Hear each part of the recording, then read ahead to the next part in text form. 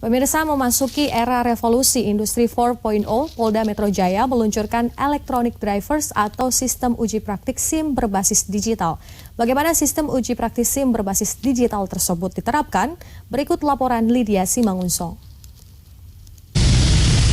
Nah, pemirsa, di Lantas Polda Metro Jaya meluncurkan sistem e-drive di mana uji praktik pembuatan SIM dilakukan dengan secara elektronik. Lalu seperti apa penerapan dan juga implementasi dari peluncuran pembuatan SIM dengan sistem sensor elektronik ini, kita akan membahas lebih lanjut bersama dengan Kasubdit Gakum di Lantas Polda Metro Jaya, Kompol Fahri Siregar. Selamat malam, Pak. Apa kabar, Pak? Mbak. Ini bisa dijelaskan mengenai dengan sistem uji praktik pembuatan SIM dengan sistem e-drive ini seperti apa sih, Pak? Ya, e-drive itu kepanjangannya adalah Electronic Driving Test System. Dia itu adalah pengujian praktek SIM berbasis elektronik yang terintegrasi. Yang artinya bahwa ini adalah salah satu metode modernisasi dari praktek pengujian SIM yang ada saat ini. Yang dulu praktek pengujian SIM ini kan dilakukan secara konvensional. Patok-patok terpasang, pemohon SIM melakukan pengujian, nanti anggota melakukan penilaian. Misalkan nanti dia menyentuh patok, akhirnya patok terjatuh, anggota yang melakukan penilaian. Nah, saat ini kita modernisasi. Kita lakukan dengan menggunakan perangkat elektronik dan berbasis teknologi informasi dan juga terintegrasi. Jadi perangkat elektronik yang kita gunakan itu adalah RFID, vibrator sensor, kita gunakan sensor ultrasonik, kita gunakan juga pasif infrared. Jadi nanti di patok-patok itu kita taruh misalkan seperti kayak vibrator sensor, pasif infrared. Jadi pada saat dia menyentuh dari patok tersebut, maka nanti akan mengirimkan sinyal. Jadi petugas penguji SIM itu berada posisinya di control room. Jadi dia cukup melihat dari kamera. Pada saat itu ada pengujian, begitu pada saat nanti pemohon SIM-nya itu melakukan kesalahan dengan menyentuh patok, patok itu akan mengirimkan sinyal ke control room. Dan nanti dari hasil penilaian tersebut juga dapat dilihat dari lapangan. Di situ juga kita siapkan salah satu petugas untuk menunjukkan kesalahan dari pemohon SIM itu dengan menggunakan tablet. Jadi petugas yang di lapangan sekarang itu hanya bertugas untuk melakukan pemberian informasi kepada pemohon SIM bahwa dia melakukan kesalahan tersebut.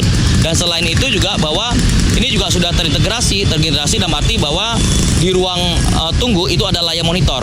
Jadi nanti berapa jumlah pemohon SIM hari itu yang melakukan praktek ujian SIM, yang lulusnya berapa, yang tidak lulusnya berapa, itu akan transparansi. Itu akan terlihat langsung di ruang tunggu praktek pengujian SIM sehingga mereka paham, oh orang ini lulus, orang ini tidak lulus gitu. Ini artinya hasilnya diketahui secara langsung hari itu juga, Pak? Hari itu juga secara langsung, dan dia juga mengetahui di mana letak dari kesalahan atau materi ujian mana yang dia tidak lulus gitu. Jadi dia lebih paham dan lebih tahu tentang informasi yang terkait masalah pengujiannya tersebut. Pak Fahri, kapan ini akan mulai diimplementasikan sistem pembuatan uji SIM dengan e-drive ini, Pak? Dan lalu apakah ada masalah dengan sistem pengujian uji SIM dengan sistem sebelumnya, Pak?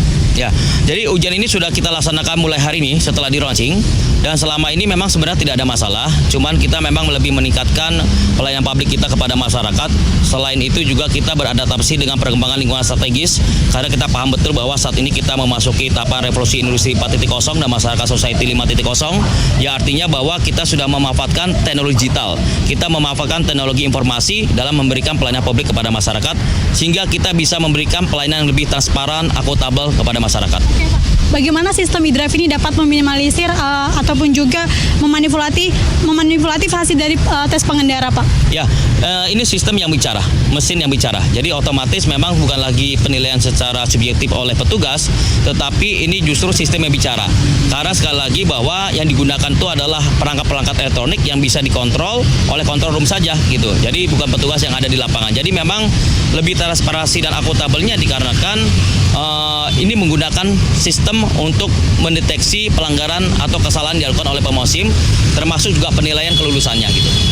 Ini berlaku untuk pemohon SIM untuk SIM apa saja, Pak? Ya, saat ini untuk SIM A dan SIM C nanti tentunya akan dikembangkan untuk seluruh golongan SIM, termasuk B1, B2, SIM umum, dan termasuk golongan SIM D. Oke, baik, terima kasih Pak Fahri sempat melanjutkan tugas kembali, Pak. Nah, uji SIM dengan sistem e-drive ini dapat digunakan bagi para pemohon yaitu ingin mengajukan SIM A ataupun juga SIM C.